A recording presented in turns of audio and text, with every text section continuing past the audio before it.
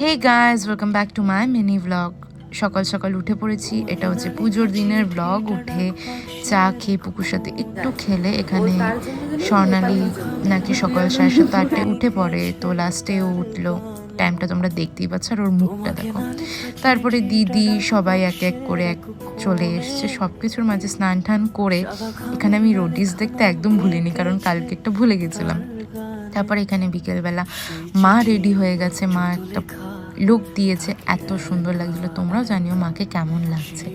তারপরে চলে গিয়েছিল নিচে, কারণ কি আমাদের ঠাকুর চলে এসছে, ওটাকে বরণ করতে হতো। তারপরে ঠাকুরটাকে ঠিক করে বসানো হলো।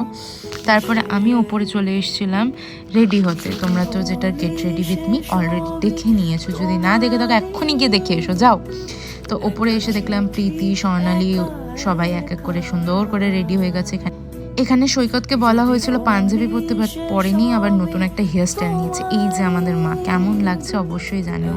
এখানে আমি ওই নৈবেদ্যটা সাজাচ্ছিলাম, যেখানে কিনা 108টা কি করতে হয়। তারপরে দিদি আর আমি মিলে 108টা বেলপাতা, তুলসী পাতা, দুর্ব এগুলো সবই গুছিয়ে নিচ্ছিলাম। এখানে চলে এসেছিল তুহু, ডল, অঙ্কিত। তার পুকুর সাথে দেখা করতে এসে ও অ্যাট্যাক্ট হয়ে গেছে পুরো। যাই হোক, নিচে গিয়েছিলাম, ঠাকুরের কিছু কাজ করছিলাম। এটা হলো ফার্স্ট পার্ট। সেকেন্ড পার্টের জন্য অবশ্যই ওয়েট করে থেকো। টাটা।